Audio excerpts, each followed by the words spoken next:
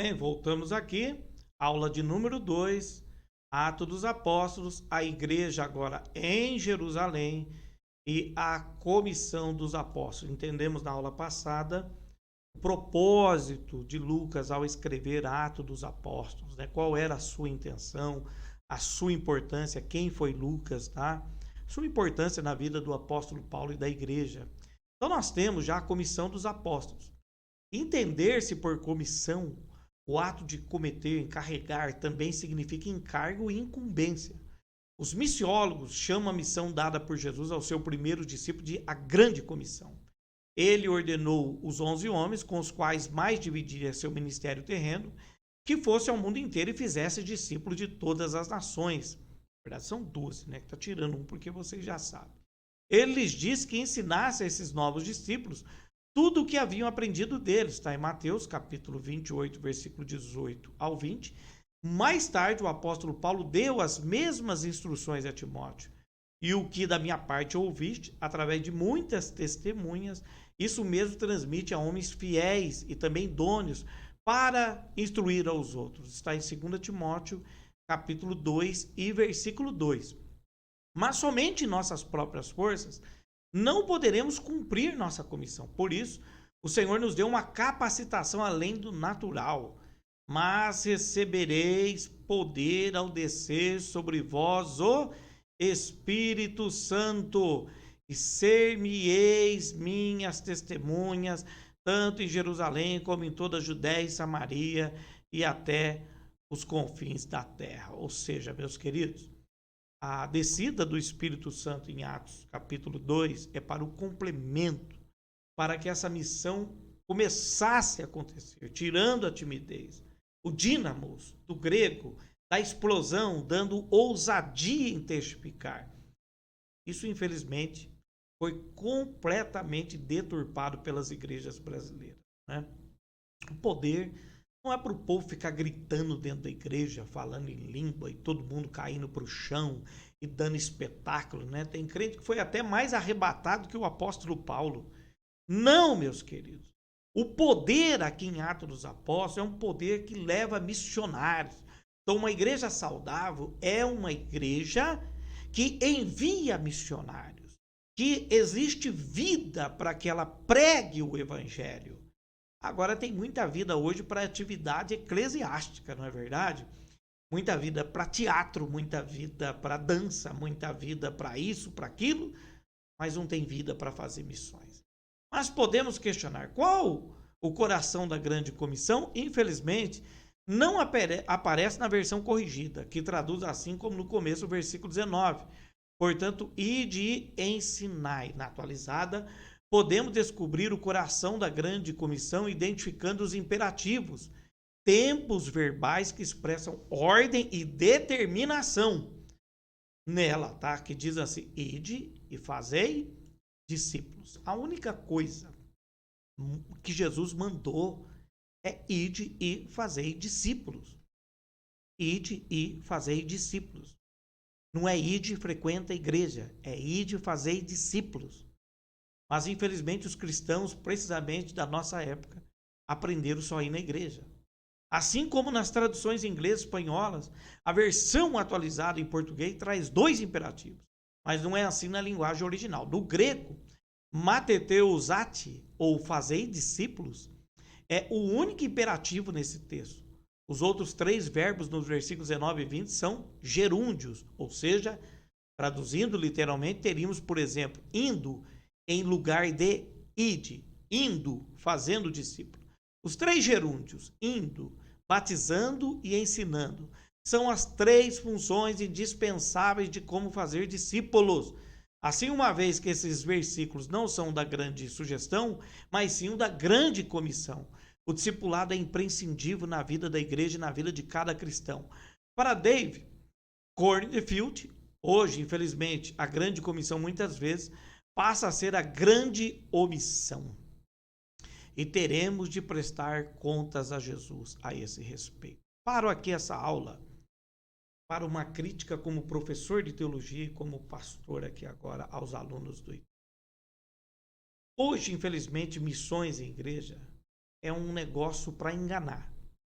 tá? Abrindo o coração para você. Eu conheço muito dos bastidores de igreja. Aliás, culto de missão já é uma ideia, em muitas igrejas, o culto secundário, de uma ideia secundária. A igreja tem que ser missionária na essência. O que aconteceu é que coloca-se missões como um meio de arrancar dinheiro do povo na sensibilidade, mas não se importando com a necessidade de fato. Então tem muita gente por aí, muitos pastores e igrejas, que usam o culto de missões, colocam uma foto lá de alguém passando fome, de uma criancinha, olha, nós temos que fazer missões, mas o coração dos mesmos está longe disso. É só construções magníficas de pirâmides e de estruturas monstruosas de milhões e milhões de missões, missionários, meus queridos. O que eu conheço de missionários abandonados é uma grandeza. Que esta aula, meu querido aluno de teologia, seja uma crítica para nós. Como está missões de fato em nossa igreja? Como está missões de fato em nosso coração, em nossa vida? É mais um culto? É o primeiro culto? É o segundo culto? É o terceiro culto? É o quarto culto? Ou missões é a vida da igreja? A igreja tem que existir para fazer missões. Mas a igreja brasileira hoje usa missões, então, de forma secundária. Por exemplo, a igreja que tem uma agência missionária, ela já está querendo dizer o que ela é. Ela não é missionária. A igreja não tem que ter uma agência missionária. A igreja tem que ser missionária. É a prioridade da igreja. Mas pastores hoje recebem, infelizmente recebem, 30, 40 mil. Conheço pastores que recebem 60 mil. Não quero entrar nesse mérito. Enquanto o missionário agonizando, conheço centenas, que precisam de ajuda com as suas famílias, e quando vão para o campo missionário é assim, olha, você vai lá, fica um ano, se der certo, deu, se não der, meu amigo, acabou a ajuda. Acabou a ajuda. E tem muitos pastores por aí, que a ajuda deveria ter acabado faz tempo, por não ensinar a igreja na verdade.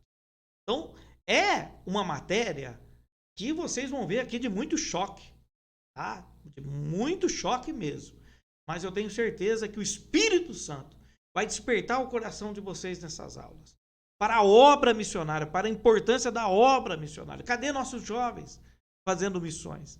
E eu abri essa pequena parte aqui no estudo de teologia nosso, para dizer a você, jovem, a você que está aí agora, se entregue à obra missionária. A você está agora nessa aula. Se entregue à obra missionária. Ajude a obra missionária. A igreja é missões. Ok?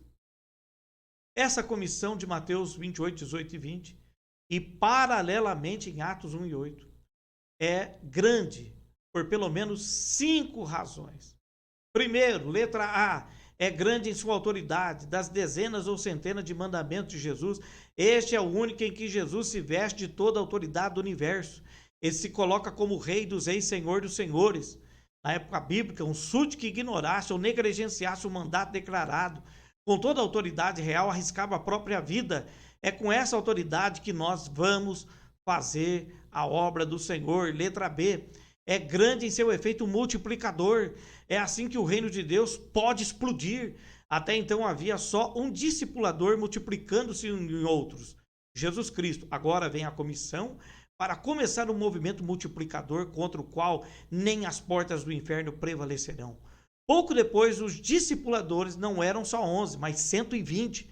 Um pouco mais depois não eram só 120, mas milhares, de pouco em pouco. E letra C, é grande por sua extensão geográfica. Estende-se todas as nações. Várias vezes o próprio Jesus limitou seu ministério e ordenou que os apóstolos também limitassem seu ministério aos judeus. Aqui ele abre o leque e abraça o mundo todo, ou todo mundo.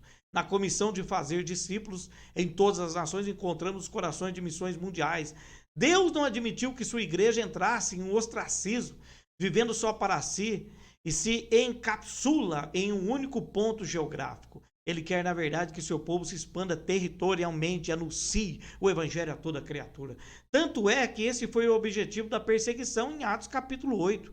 A ordem que aparece em Atos 1 e 8 não é cronológica, ou seja, Cristo não falou para evangelizar primeiro em Jerusalém, segundo Judéia e terceiro em Samaria, e por último os confins da terra. Essa interpretação é errada, perigosa e fora da vontade do Senhor. O próprio texto de Atos 1:8 deixa claro que Jesus ensinou que a obra da sua igreja na terra deveria ser desenvolvida simultaneamente nas três dimensões que ele deseja que o evangelho seja pregado. Isso fica claro nas expressões tanto em, como em e até os confins da terra. Daqui a pouco nós vamos voltar na continuação dessa matéria.